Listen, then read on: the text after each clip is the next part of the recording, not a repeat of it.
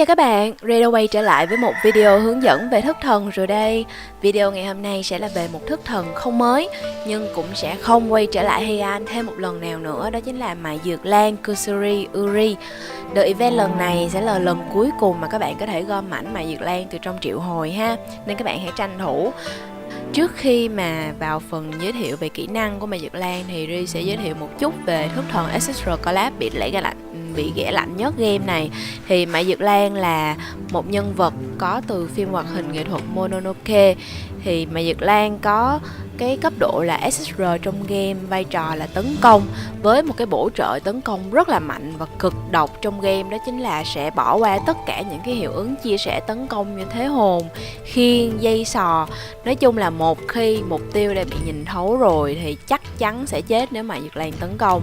Đó, đây là một cái kỹ năng không có một thất thần nào khác trong game có, và kỹ năng này được xây dựng khá là giống với hình tượng ngầu lòi của ảnh ở trong phim. Thì trong phim ảnh là một thầy thuốc vô danh đi trừ tà và cực kỳ mạnh luôn.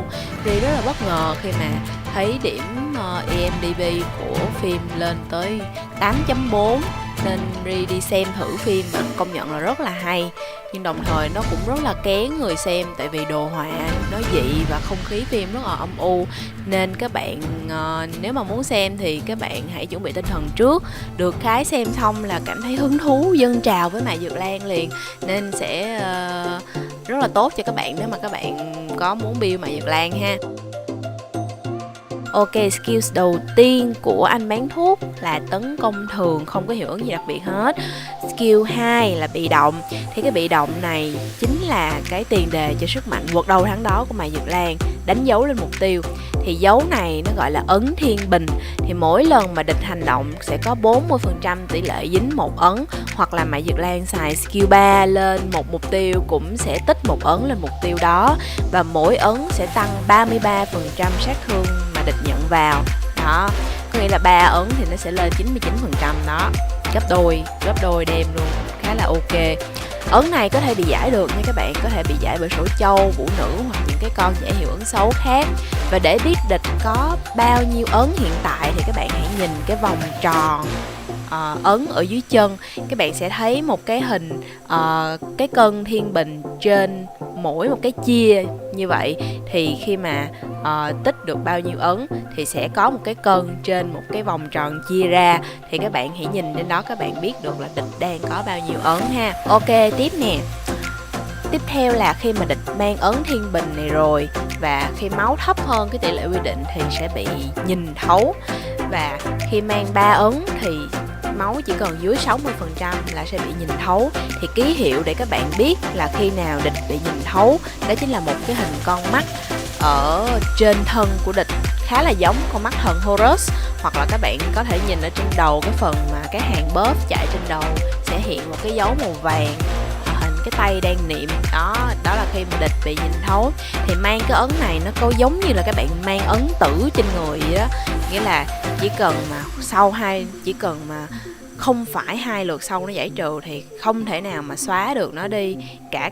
Kể cả việc các bạn hồi máu trên 60% cũng không làm nó mất đi được luôn. Thì cái tiền đề nhìn thấu này sẽ giúp cho cái việc các bạn sử dụng tới skill 3.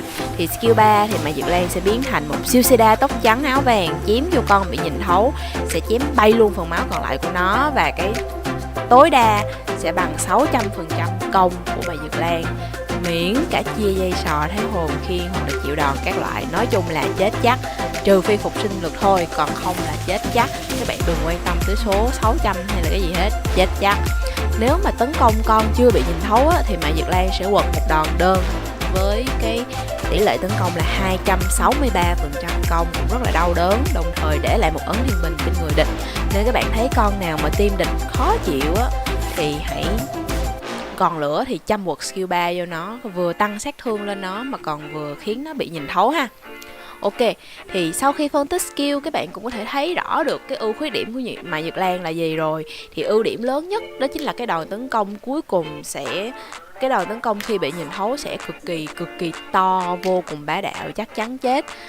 Và nếu mà không có bị nhìn thấu thì cái chỉ số cong cũng khá ổn, và nó lên tới 263%, và cong của Mại Dược Lan chỉ số là chỉ số S nên rất là ok. Ưu điểm nữa đó là ấn Thiên Bình nó debuff, nó tăng cái tỷ lệ sát thương địch nhận vô rất là cao. Với cái tỷ lệ 3 ấn mà tích lên, nó sẽ tăng sát thương nhận vô tới gần 100%, giúp các bạn bào máu tốt, hỗ trợ tăng sát thương cho team cũng ok. Thì ưu điểm mạnh thì nhược điểm cũng phải nhiều. Thì đầu tiên là tốn thời gian, các bạn thấy để tích được ấn đủ xong rồi bào máu đủ để cho team địch xuống dưới 60% rất là lâu. Thì khi mà như vậy các bạn cần phải có một cái team đánh nhây. Tiếp theo thì Mại Dược Lan mạnh ở nội tại, nên nếu mà gặp những con khống chế mà khóa nội tại như Bát Nhã hoặc Giao Bikuni khóa, hoặc những con khống chế khác là coi như thua, rất là tù luôn nếu mà các bạn không có kháng đó. Tiếp theo là khó build team, không đa dụng nên ít người xài.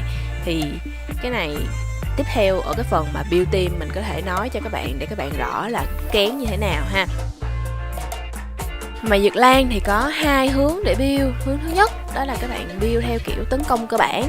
Thì đây là cách Mại Dược Lan có thể đóng vai trò là tấn công ở trong team thủ. Loại team có thể kéo nhây đủ để Dược Lan có thể tích đủ ấn và nhìn thấu được địch. Thì trong trường hợp này các bạn nên mang ngự là Võng Thiết hoặc là Phá Thế, và kèm theo một thức thần tấn công hoặc khống chế dạng tấn công để bào máu địch nữa, như là Tuyết Boy nè, Sổ Châu, Bỉ Ngạn, Nura, Tử chẳng hạn đó. Thì vị trí 246 của Dược Lan trong trường hợp này nên là công chí mạng, hoặc là vị trí 6 có thể là sát thương chí mạng nếu mà các bạn build đủ chí mạng dòng phụ ha.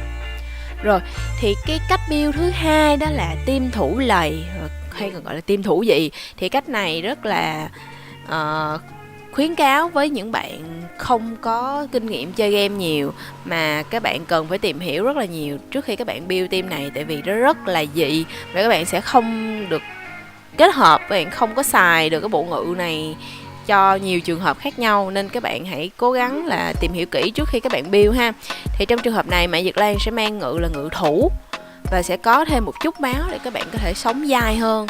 Thì cái loại ngự có thể phù hợp với những cái ngự thủ có thể là địa tạng hoặc là chiêu tài, tùy vào cái trường hợp loại team mà bạn đang mang cần cái bổ trợ gì trong team để các bạn có thể cho Mại Dược Lan phù hợp với cái vị trí đó. Thì dòng chính của ngự hồn 246 thì nên là tốc công chí mạng. Tại sao lại cần tốc?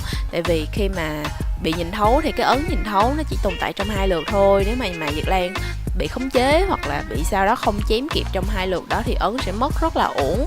Thì đồng thời tốc cao cũng giúp cho Mại Dược Lan nhanh đến lượt hơn để có thể chém địch nhiều hơn để tích ấn ha. Sau đây thì mình sẽ giới thiệu với các bạn một team khá là kín kẽ và mình thấy rất là hay từ đại thần Yumikun trong GUI của mình. Thì đây là một đại thần không chỉ những đẹp trai mà còn build team dị và build team rất hay. Đây là team bạn nếu sử dụng có Mại Dược Lan leo răng được lên tầm 4.400. Thì bạn này sử dụng Mại Dược Lan chiêu tài, tốc công chí mạng, cái vai trò là cung lửa và có đủ tấn công để bào máu đó. Và thứ hai đó là lộc về chiêu tài, vị trí là tốc thủ thì vừa giúp cung lửa vừa giúp đẩy lượt team địch không tới lượt, và thủ thì rất là trâu.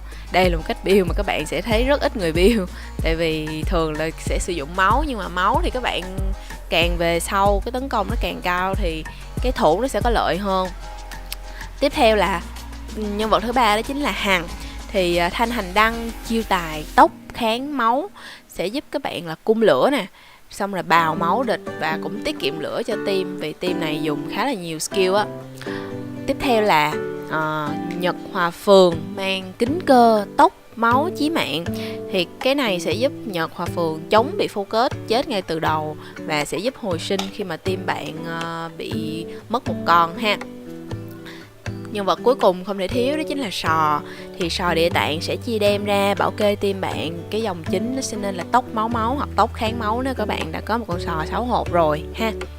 Ok, đây là một cái loại team build khá là dị nhưng mà Ri thấy hiệu quả trên PvP, có thể counter được những team dùng Nura phản công chẳng hạn. Thì loại team này sẽ bị khắc chế cứng luôn nếu mà các bạn gặp những con thả khống chế nhiều như là Bát Nhã hoặc là Tuyết Boy hoặc là Binh Dũng hoặc là những con choáng như là Phụng Hoàng này nọ. Thì các bạn hãy cân nhắc trước khi sử dụng, tại vì khá là hạn chế nha. Ok, Thì Ri đã hướng dẫn xong về anh bán thuốc rồi. Chúc các bạn yêu thích ảnh có thêm kinh nghiệm để build nha. Và Ri sẽ dành tặng một mại dược lan, một anh mại dược lan luôn trong game cho một bạn duy nhất chiến thắng trong mini game mà link ở phần comment. Thì Ri sẽ mời bạn vào hội Ri, có đầy đủ phúc lợi hội hàng tuần và tặng mảnh cho bạn ha.